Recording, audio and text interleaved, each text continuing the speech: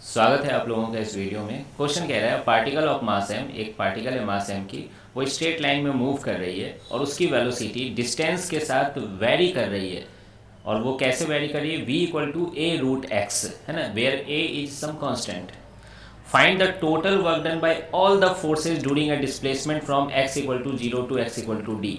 यानी शुरू में वो x इक्वल टू जीरो पे था, बाद में वो x इक्वल टू डी पे पहुंचा। तो डिस्प्लेसमेंट का डायरेक्शन आप देख सकते हो, है ना, इसी तरफ है, आई कैप की तरफ है। तो इनिशियल वेलोसिटी u मान लेता हूँ, फाइनल वेलोसिटी v नॉट मान लेता हूँ। तो इनिशियल वेलोसिटी कैसे निकालोगे? आप x की वैल्यू जीरो पुट करोगे तो v की वैल्यू कितनी आ रही है? जीरो आ रही है। क्या यही इनिशियल वेलोसिटी है? और x की वैल्यू जब d पुट करोगे तो v क्या है? v नॉट है, यही फाइनल वेलोसिटी है यहाँ पर। तो ये कितना आ रहा है? a रूट डी, है ना, x की जगह d पुट कर दो। अब देखिए, आप जानते हो, है ना, और पूछा गया work done by all the forces. तुम ये मत देखो किधर कौन सी फोर्स लग रही है, दुनिया भर की सारी फोर्सेस के द्वारा वर्क डन। यही तो work done, work energy theorem बताया था हमें कि net work done equal to क्या होता है? चेंज इन काइनेटिक एनर्जी होता है कि नहीं?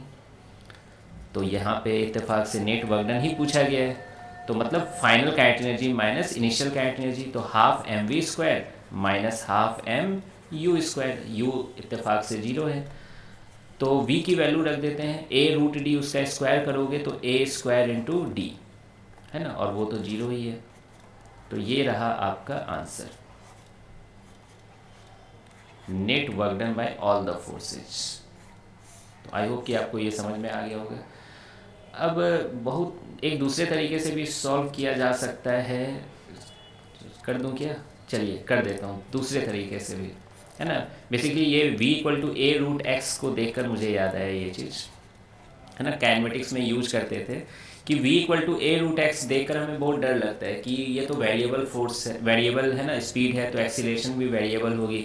लेकिन आपको याद होगा कि इसकी एक्सीलरेशन कांस्टेंट आती है, ठीक है। अगर आप एक्सीलरेशन निकालोगे तो वो कांस्टेंट आती है। कैसे निकालोगे एक्सीलरेशन?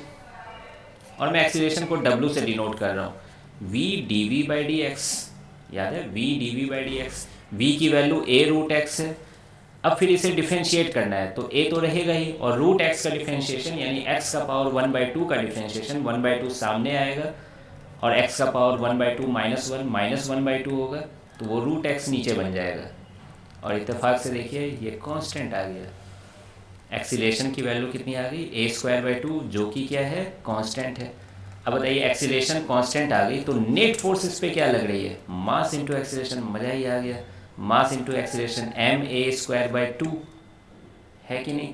फिर वर्क डन कैसे निकालोगे? फिर वर्क डन, तो ये देखिए फोर्स भी कांस्टेंट है, तो आप डायरेक्ट फोर्स इंटू डिस्प्लेसमेंट कर सकते हो, ठीक है। तो M A square by two, और डिस्प्लेसमेंट की वैल्यू कितनी है? डी ही तो है। तो एक तरीका ये भी है निकालने का, लेकिन मैं तो कहूँगा यही वाला यूज करो। आज इत्तेफाक से ये वेलोसिटी का चेंज है ना, कुछ इस तरह से था कि एक्सीलरेशन कांस्टेंट आ गई।